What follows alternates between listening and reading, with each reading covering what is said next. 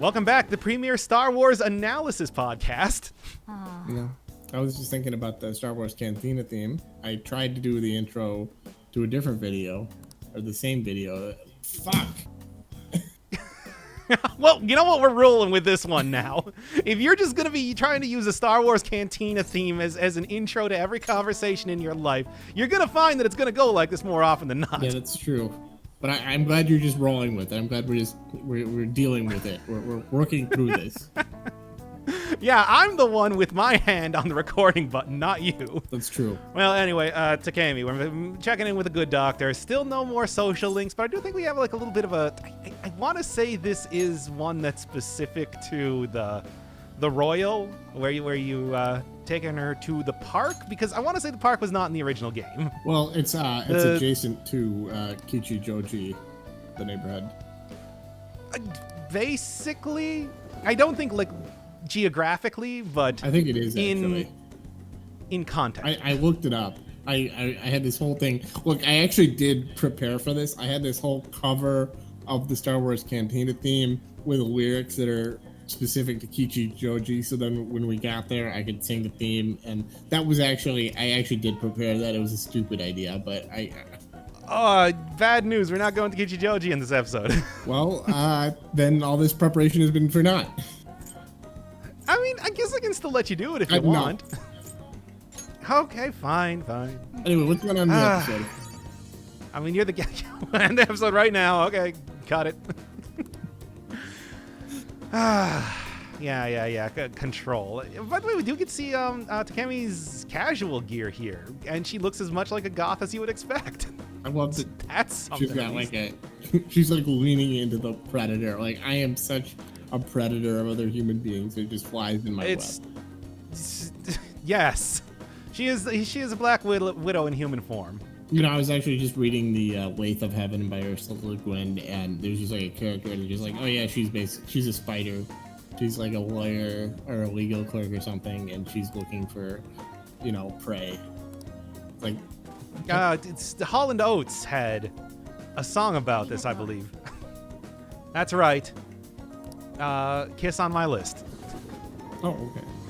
It took me way too long to come up with a Hall & Oates song. What's up with that? I could have just said Private Eyes. I did a reference. What is up with the Hall & Oates references lately? Anyway, and still doing the English for the I Am stuff if nothing else. It's actually not going to be appearing too much in this episode, but I'm going to say probably later on I'll be a little bit more liberal with the English footage, just because it's so much easier to insert. Mm-hmm. We could actually be done with this sometime in the next 3 years. Yeah. Well, hey, we've gotten like 4 episodes out this week. I think we're doing pretty good. Yeah. I mean, all things considered. The plan is that I'm going to try to knock out about 10 minutes a day, and then... Oh, that'd be nice, yeah. Of like footage, so that it's just like, we do it twice a week-ish. And then, this episode's like 40 minutes long because I started the extra footage. It's like, we'll get there eventually. It's not going to be a never-ending slog. It's just going to be a long slog. Those I Am conversations are way too well punctuated, and there's way too much like fancy diction. In Japanese, there's no punctuation. Oh, period. Well, there are question marks. I just mean. So there's your cultural localization differences, I suppose. Anyway, 6-9, baby. Oh, we did it. Wow. It's the weed day. Oh, yeah. Oh, I'm so happy. That's going to be the thumbnail for this episode, by the way.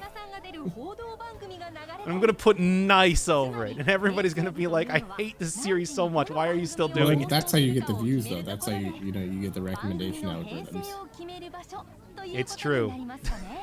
YouTube loves 69ing. This is your most profitable series, I think. Kids content and 69ing, the 2 pillars of YouTube. If only some way we could find a way to I don't know. You get 69. I don't think you want to finish that. Yeah, I don't. I thought about it. I'm like, no. Let's just wait a second.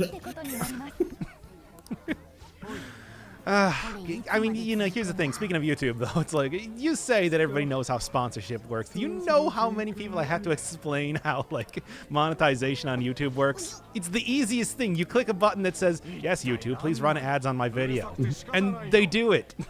Nice. That's it. And we don't do that. And people are still like, and you get paid for this. I don't understand. This is all about the reputation, though. We're not monetizing these just because it wouldn't actually matter. So, as it turns out. Well, I mean, are we being paid by the Persona 5 people to do this series? Oh, God, no. Oh, okay. Are you kidding me? Oh, by the way, here we got another one of these scenes where somebody just randomly comes up and starts harassing the Phantom Thieves. This happens. It's pretty much something that happens every single episode at this point. I feel like that character is not going to be one of the main characters. Really, you think? He says this kind of nondescript eyes, like they just drew him in 5 minutes. Yeah, because they just needed somebody to come up and sexually harass Anne, which is what, the third time now? One of the times that happened was by one of our party members. I mean, I guess, and that was also at least they drew his eyes, unlike everyone else in the crowd behind us. And it's like this exact same sort of scene was like the impetus of the entire game, and it was such a huge part of Kamoshida. What is up with the Persona writers in this? Anyway, I guess that's not here nor there. And everybody just kind of walks off a screen and starts doing this. I mean, we get it. It's, yeah, the world's terrible. The world is vampire, as they say. And by they, I mean Trent Reznor. But it's like, well, we also had Ryuji confirming that too by being like, I hate all these people. By the way, I should keep account at how many times that Ryuji has been talking too loud in this episode. I think we already got one. It was something I noticed. Keep it down. Basically.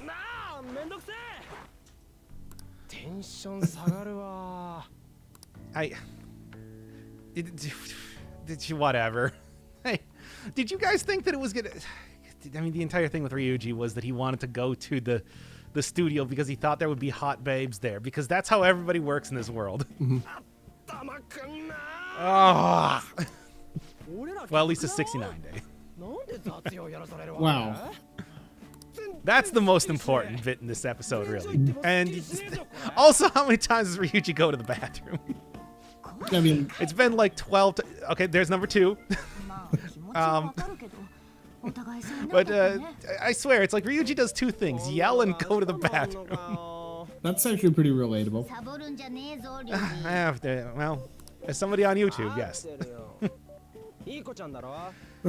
Nobody knows what you're doing in the metaverse. Nobody even knows what the metaverse is, which is a point that I want to make today. That it's just like nobody knows how the Phantom Thieves actually work or who they are. We talked about this a little bit last time, where it's just like it would be foolish to assume that it's just some random people. I mean, I would think that it's some sort of, maybe even just an individual person who figured out mind control technology, but, you know. So, I just want to say, I think Joker... I mean, we've talked about how Joker's like not very interesting or whatever, just a non-entity and just silent protagonist and everything. I would like a series that's just, or a game at least, that's just about just following Ryuji and his stupid antics and just like having him make real choices. So stupid. Yeah, I mean, yeah, no, Ryuji and Morgana would be a much better main character set. Like, Morgana should be living with Ryuji, basically, and Joker should be tossed in the trash. Yeah, just a not basically. Just removed from the game, I guess, is really just, okay, you're just another faceless entity in the crowd. I mean, he is, compared to, like, you know, the silver-haired character that we got in Persona 4, kind of, more or less, he just looks like Harry Potter, basically. Like, just imagine a game where you're Ryuji and you just have to, like, get as many babes as you can and just, like... and you never can. That's basically like every other Persona game. You never, like, succeed. You just are always fucking, like, hey, let's go see the babes of the game. Let's go to the TV show. Hell yeah. And then... and all babes are like, shut up, Ryuji, you're talking so loudly. And then he says, and he just goes on. I'm so stupid. Anyway, here, Keiichigoro. It's new character. Well, not new character. We did see him very, very early on, like the second episode, like Persona 5 Part 2. Wow. Where he was working with Sai Najima, the person that has been interviewing Joker in the future scenes. But it's like, aside from that, the only other time we saw him was during the Madarame confession. And now he's finally showing up again. Boy detective. With a very, he's got there's a giant A on his briefcase. And also, boy, they're playing their hand pretty quickly on this one, aren't they? He's clearly pretty precocious. Like, they're clearly presenting him as a boy detective who is abnormally good for his age. Which is a character they also had in Persona 4. But it's like, no, the bit about him talking about cake there. I don't know if you noticed this. Nobody in this group talked about cake, except for Morgana. What? Gasp. Yeah, like I said, they're kind of playing their hand pretty quick, aren't they? So I guess he is, because the only people that can hear Morgana, otherwise just hears like a cat meowing, are people that have been to the metaverse. So yeah, he's also going to be a future party member because they don't ever try to hide that at all. And I'm kind of curious as to how exactly they're going to try to reconcile these two facts now. Well, the thing is, if you don't sexually harass Anne, and you don't just like say something completely rude to Ryuji, that means you're going to be a named character and probably... Dude, Yusuke sexually harassed Anne. Yeah. So, like, yeah. But it's just like, yeah. So basically, I mean, we do know that the police chief is in with Shido's crew. And presumably he is going to be the big bad guy, and I'm going to guess probably at least controlling the person that has been going around in the metaverse that aren't the Phantom Thieves, the Black Mask character, as Madarame Shadow said. And that might be Goro? Might be Akechi? Maybe? I'm sorry. It's like... Using your cat hood as an excuse. Imagine like overhearing that conversation. Yeah, well, nobody does, except for Goro. I mean, it actually would make some kind of sense. It's like, hey, you know, that actually would be a conversation you could have with a cat. Yeah, just like, meow, meow, meow, I feel fine, meow, meow, meow, meow, meow, meow. And that would be like, and you're like, no, shut up, you're just a cat. You don't get to do that. I hate how cats are always telling me they're feeling fine. Yeah. It's weird. Like, either speak or just say meow. No middle ground. Yes, Ryuji, he said he was going to be on TV. What are you, stupid? What am I even saying? Of course you are. Hey, it's that guy on TV. What? It's that guy I saw on TV. Who's on TV right now? And he's back. Very orange episode, too. High school, again, they did this exact character in Persona 4. It's just very weird. And like, nobody actually references Naoto from Persona 4, so it's like, I don't know. Well, to be fair, I believe this game was put out in about 4 months after Persona 4. It was very quick with the release, I believe. Yeah. So they didn't have a lot of time to think of new characters. I understand. I mean, I think it was what, Persona 3 was 2006, Persona 4 was 2009, and it might have been 2008 in Japan. They should ask him if he's a and then Persona 5 was 2016. Although I'm pretty sure they started working on it, like pretty much right after Persona 4. Yeah, and it's pretty clear that as of right now that it's like Goro is in fact in line with like the police chief and the people against the Phantom Thieves. They might not know who exactly they are, but clearly they did bring Goro on here to try and discredit them, basically. Like he's making the press rounds in an attempt to shut down at least the public perception of the Persona Thieves, the Phantom Thieves. Are they committing crimes? Nah, not really. But kind of. It's like, no, they aren't. They're punishing them for their evil ways. And this is something. There's something to be said where it's just like they do finally like Well, first off, Goro does, again, it's like this is all a campaign trying to discredit the Phantom Thieves, as far as I can tell. Yes, but why shouldn't you? But nobody actually knows how they do it. Because we, as the audience, know that it's just like, they are not harbingers of justice, basically. Because only very, very specific people can have palaces in the first place. So it's just like they're basically just tools for however the metaverse actually works.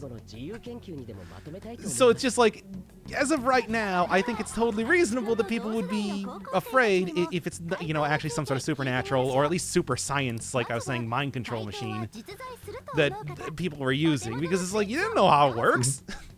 You guys know how it works. Oh, look, Ryuji is so dumb. Oh my god. And he's very stupid. But I mean, unless he's trying to like influence. No, he's just stupid.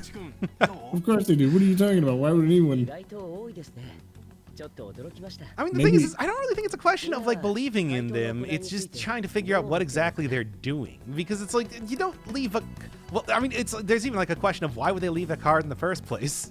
Why bring attention to By the way, yourself? I feel like this is a biased sample. Yeah, really, you think?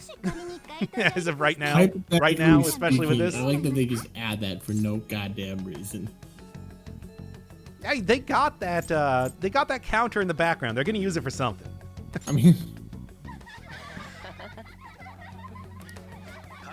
well, anyway, now the thing I'm saying right now is that it's like Goro's not making very good points, but it's like the fact that nobody knows anything about the Phantom Thieves. I know that the one big part of the game is that they have to become popular to get into mementos, and they also want to become popular because they're stupid. But it's like but the thing is, it's just like you would think that the public would turn on them much quicker, because it's like there's, aside from 2 cards, they know nothing about these people. I mean, again, it's like one of the other things is that you could also just turn it back on the Phantom Thieves. It's like they don't know how the metaverse works. It's like Morgana has the idea that it's just like it's distorted desires and everything like that, but it's like, what does that even mean? Because all that has meant so far is just criminals. I just assume that that's like super evil people, right? But in reality, it's like, if you think about it, so you know, they do literally say that it's you're stealing the distorted desires of a person. So it's like, does that mean that if you work? I mean, this is actually something I brought up before, where it's just like, if the idea that it's like, would somebody have a palace if they felt entirely justified in exactly what they were doing, and they do not, and that does not clash with like their inner, that does not cause any inner conflict in them? It's like I said a couple episodes ago, it's just like Persona 5 supposes that it's like everybody has a pure, compassionate core to themselves.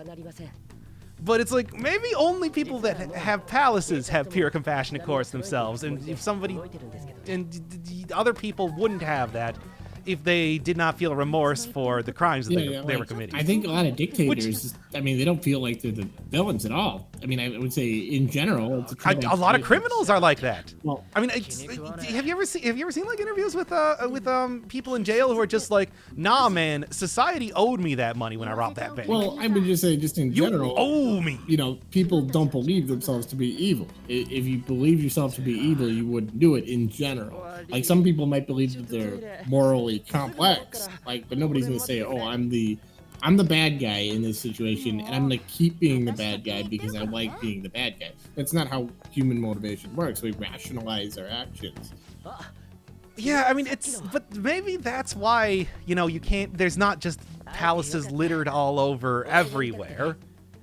But it's like, that would also then bring up the idea that, well, basically exactly what I said in episode 39, where it's just like, so basically they're targeting all the people who have the ability to feel remorse for their crimes, and they're punishing him as hard as possible. This character is such a dork, and is actually in a totally realistic way. Like, to paraphrase a great Hegel, every thesis needs an antithesis, and I would be happy if you could be my debate partner in future discourses of this nature. Like, look how, I mean, first off, it's like all the main character said was just like, no, the Phantom Thieves are good. Yeah, exactly. It was just like yeah, a fucking, like, random person on the street interview. Like, but of course, it's just like, hey, the main character has that sort of pure charisma that doesn't exist. Yeah, just magnetic. It jumps off the screen in the way that I can't see it. Just this faceless, It's certainly not there. 15-year-old drawing everyone into his orbit somehow. Yeah, you think maybe, I mean, you know, here's the thing. He was the guy who had the persona in the first place. I I think maybe that would be kind of suspicious. True. But no, nobody's going to question True, it. but he doesn't really have, I mean, he doesn't say anything, like, he doesn't say anything really interesting. He's not even like a cipher. He's just kind of stupid. He just doesn't say anything interesting. He's like, oh yeah, responding with like these, you know, simple answers. Yeah. And, you know, he said one thing during the Gamashita saga. Remember that? During that one cutscene? Mm-hmm. Like 5 seconds. It's okay. Well, anyway, yeah, he's now a social link. Even though it's like, as of right now, I would kind of call him. I mean, again, it's like the thing is he knows what's going on in the background, so it's like it makes sense that he would kind of like try to discredit the existence of these people and, you know, doubt their actual justice. When in reality, it's like he actually does understand what's going on because he knows what the metaverse is. He's been there. But it's like, I don't, like, there's, how is he going to turn into a party member, I guess is what I'm saying. He also, it's going to be a weird thing. Plays are just like, how could you have possibly, you know, how could you have possibly evaded the police for so long? You must be a criminal mastermind. And it's like, no, he just says like 2 words and people just come over. Well, no, they do everything in an alternate super universe. It's like, that's how. We don't exist by normal physical laws and everything like that.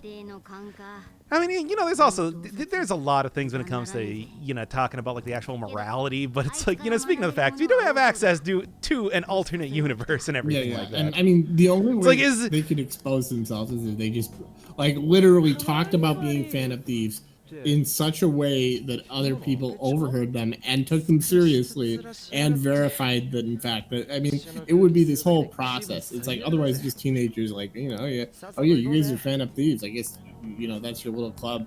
That's your little high school club you go to. That's your equivalent. You know, in fact, it's like if they really wanted to be very sneaky about it, they would just have all their meetings in mementos.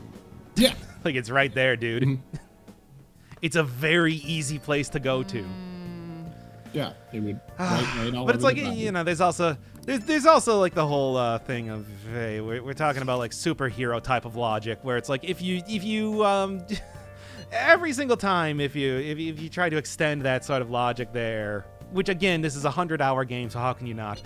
But it's just like, is it really, you know, is the best way for Bruce Wayne to do the most good to spend all of his money dressing up like a bat and punching clowns? Mm-hmm. You know? Yeah. And there's the same thing going on here, too, where it's just like, well, you should doubt what you're doing, but it's like, not for this reason. But it's just like, yeah, I mean, if you want to like point that out with this game, for example, it's like, remember, instead of trying to use this magical alternate universe to fight crime, you like tell people about this magical alternate universe that does not like obey the conservation of matter, and you know what, you know. Mm-hmm. Instead, we're going to sell this magical gold medallion for $300.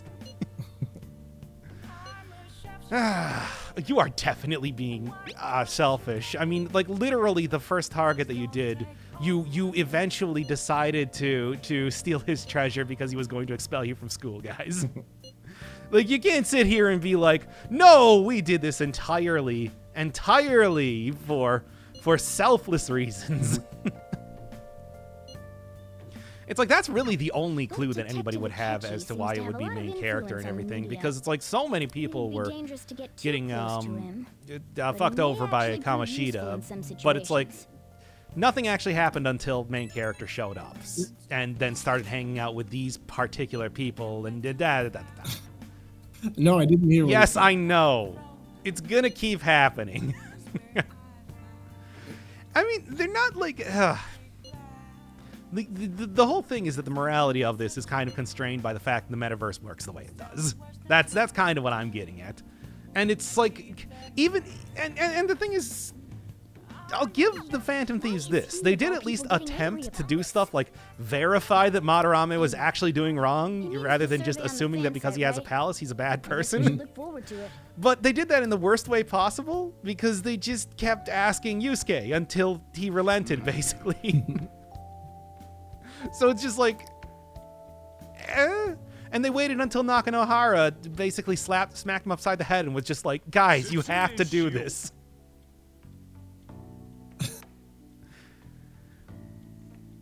I mean, there's still an entire thing where it's just like, the reason why they found out that Madarame had a palace was because the navigation app just told them. They should just be walking around town with their phone out and being like, is there anything around here? In fact, that should have been a scene, you know, speaking of like how it might have been that it might be that only people that have the capability of feeling remorse for their actions can feel remorse for their actions. Mm-hmm. That would make sense. It's like what they should have done was they should have just been like, oh, this is a politician who embezzled money. Let's just walk around his house or the Diet building and see if we can just pick up on a palace. Hey, there's no palaces here. What's the deal, Morgana? Oh, maybe he just doesn't feel bad about what is. So, at least that would be an explanation. Yeah. So do we know if Nakanohara doesn't have a palace, right? Nakanohara had like a baby palace, which is basically just a partitioned off part of Mementos. Wow, I just love that everyone actually watched that TV show that you happened to go to the paper. Like that must have been a really big deal. And then I like that Morgana's like, oh yeah, that guy must be really influential. Yeah, that boy detective who's like spouting the police line. Also, yeah, look, we know that there were only 50 people in that audience.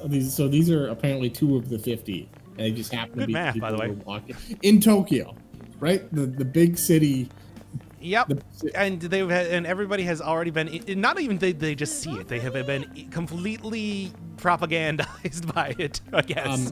Don't they have like? Which is kind of the entire. Well, the thing is, that's the entire point. How many? That was the entire point of him being on TV, because he's already been to the metaverse. He knows how the Phantom Thieves work. How many people are there in Tokyo? Ballpark, like 10 million people, 15.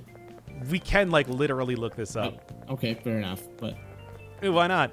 All right. Whatever, man. I'm gonna do it. I'm gonna do it right now. Be that way. I'll also look it up. 37 million. Oh no, it's like 9 million. What? It said. Fine, whatever. But yeah, I mean, like in that city of. Maybe that's including like a. Yeah, you might be right. So anyway, in a city that is comparable, if not much larger than New York City, there are 2 of the 50 people in the audience, 3 of whom were just you and your friends, are right in front of you. They were on the taping as well, and you're not even gonna, talk to them, acknowledge them. There's this incredible coincidence. They were also from your school. Yeah, you'd think that there would be more to. You got to remember that it's just like I said last time, that it's like these characters only started to like come into existence when the main character looked at them, and that's kind of how the entire series works. Is he still glowering about that? Yeah, and number 3. There it is. Everybody's talking about this. They're not talking about it like they're the ones perpetrating it, Ryuji. Should be more suspicious if we were whispering. No one cares what you're saying. Dude, everybody cares what you're saying. We've gone over. You actually gave me the opposite line last time. I did? Yeah, where you're just like, no, this is the sort of school that notices every single time you get something wrong. That's a good point. Okay, yeah, no, that's fair. Everybody is listening to the main characters right now. I see. Yeah, no, you're right. They're all just, the entire school is right on the other side of the wall being like, oh, I hope they say something. It's just how this world works. Okay. Speaking of which, yeah, I knew that was going to happen, so I wanted to set it up. Now she's behind me, isn't she? No, I'm in front of you. Well, anyway, yeah, Makoto's still here. Makoto's still doing her thing. I don't know if she's also going to be joining this this round, but it seems like it's definitely going to be Goro. And it seems like the reason that we're going to be... If I was going to guess, I'm going to say we're going to be going after Kaneshiro because he is a criminal that is currently being targeted by the police. So he's just like, well, if you guys are truly blah, blah, blah, maybe you got to prove that. But the thing is, he already knows about the metaverse, so I don't know what... I'm really curious as to how exactly this plot is going to go now. Or maybe they just played their hand too early, and that's like a twist that we're supposed to realize way later. Well, I mean, and you are obsessively, like, you're reading every line. We've talked about this. This is Persona 5, though, too, so, like, not just telling you everything immediately is not really how they do things. I don't know. I don't know what to think. That's why I'm very curious about what the next episode is going to be bringing. Also, nice victim blaming Makoto. Wow, you're terrible. That was not telling Ryuji to be quiet, but I'll count it. 4. That'd be 3 so far.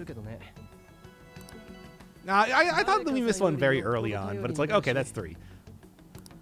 Gotta be more dependable. It's like, no, they've only gone after 2 people, and 2 people that could not have been any more unrelated. I think he's gone to the bathroom 4 times though.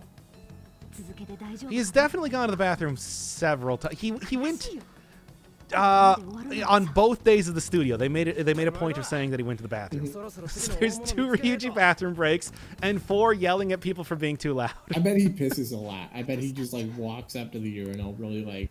He should probably get that checked out. Yeah. Well, he just drinks a lot. That's all. He always. I mean, he does. Actually, that's not untrue. We usually see him with like a soda. He was also like the one to offer main character a soda after the Kamoshida saga, or no, after Anne joined the team, but before the Kamoshida saga ended. Yeah, just like Goro's got that much pull. Maybe he's also got that sort of like supernatural charisma that the main character does. Yeah, that could be. And just by appearing on TV, it's like, even though he didn't even have to say anything, if he just like stared at the camera, people would have been like, Phantom Thieves bad.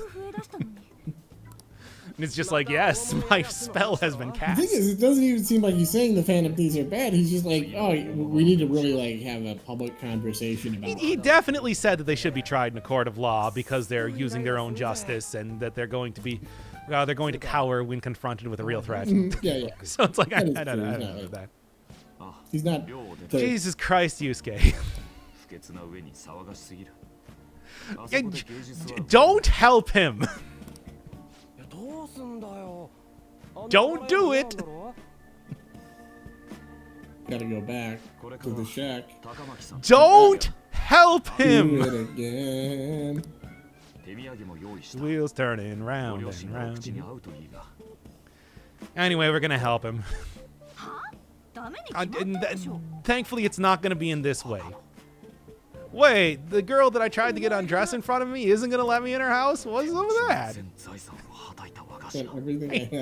I hate Yusuke. Do we really have to have him on the team?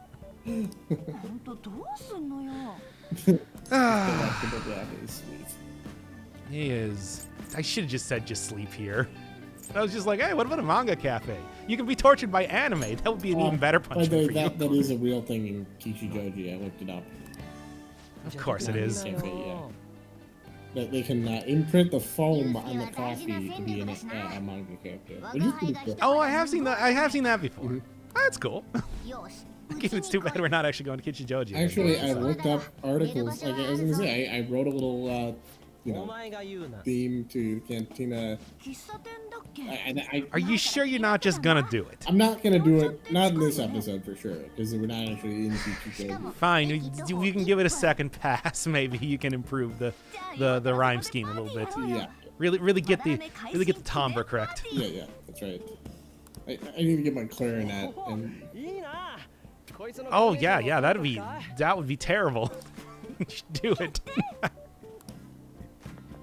Because the thing is, it's like so few people watch us already. We need to torture them when they decide to.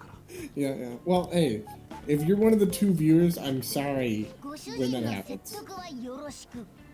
Well, at least it's not this episode.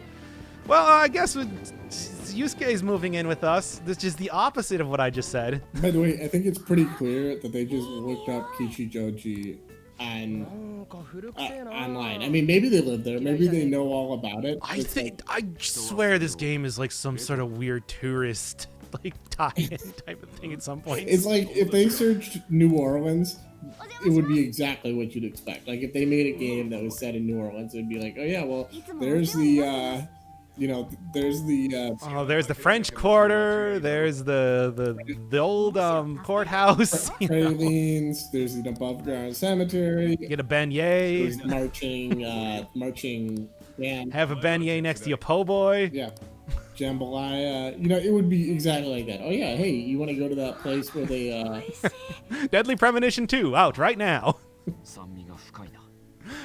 Which you didn't even know about. Does that take place in New Orleans? It does. Okay. Well, somewhat. Okay. Half of it does. Okay. It's one of those prequel sequel type of games. Okay. Yeah. See, Ryuji does drink a lot of liquids. He doesn't like coffee though. I mean, I understand. I also didn't like coffee as a child. It's bitter. And I grew up and I became addicted. Yeah, I mean, well, it is bitter. That's what it's got to. Yeah. There you go. Yeah. It's like it's like a punishment game, is what they said. It's like children don't like Brussels sprouts and stuff. Well, I still don't really like Brussels sprouts all that much. Well, you should try it because they changed the. I have. Cultivar or whatever the fuck. It's in 2006, so it's less bitter. Really? Yes. Is that like a thing? Yeah. Huh. Well, I've had it. I've had them since then. Oh, okay. Well, fair enough. Yeah. Fried with bacon. I mean, they weren't like bad, but they still weren't. They're like amazing. I think people are overcorrecting when they're like, "Oh yeah, I like Brussels sprouts now. I'm an adult. So I'm a millennial." I have it with my avocado toast. Yeah. My avocado test. It's like Brussels. Sakura, no. Oh no, he's just looking out for a main character. Oh. I hope. Go on.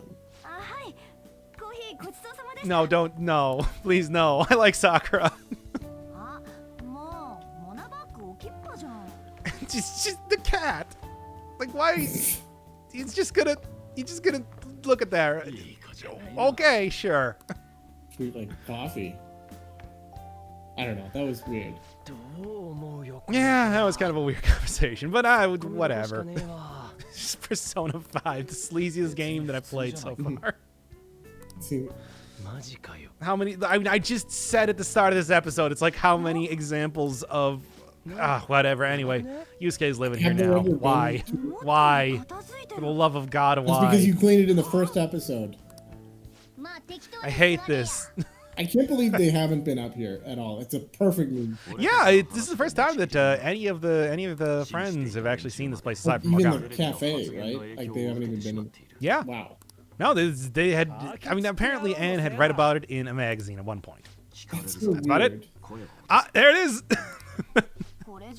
There's number 5 telling people to stop being so loud. In one episode. That's one every 10 minutes somebody talks too loudly. Makes up roughly 10% of the entire script. Yeah, well, oh man, what are we gonna do? What are we gonna do for a target? I mean, it could be anybody really, and even Junya Kaneshiro. Maybe we should just have to knock on a heart again. That's a stupid joke. Right? Yeah, that might be the dumbest joke in the history of the English language. Hey, we're always looking for these candidates. I think we should go after Junya Kaneshiro, a career criminal, and big fat guy. Oh, this line here. What are you talking about? That's how we found Madarame. It's just you didn't believe it. Also, plus, it's not like anyone ever talks about the big targets. Oh, well, I guess we're just going to have to look around for a big target like Junya Kaneshiro, career criminal and big fat guy. Well, no one ever talked about Madarame. That's why it took them so. No, certainly not. Well, if we're not going to be going after Goro, if he... Well, I don't know if he has a persona, but persona users can't have palaces. Which is a dumb thing, but that's what it is. But no, I think that this is gonna be like the test to get him on the team, where he's like, hey, we've been going at this guy for so long. That's it. Yeah. Though again, it's just like I don't. Whatever. Big point. Isn't that a portable stove? Nope, that's a television. That actually does sound like a conversation teenagers would have. And I want some of this too. I do also want hot pot right now. That sounds really good, but that's not gonna beside happen. the point. But I do definitely hot pot in this weather. I don't know. I guess it is June. Yeah. Well, anyway, next time we're gonna be getting hot pot, I guess. Retroactively, we missed this on the 6-9 thing, but June is busting out all over. It's Great. You did it. It's relevant to that. But you wouldn't do the cantina thing, would you? Not this episode. Not this take at least. We're not doing multiple takes.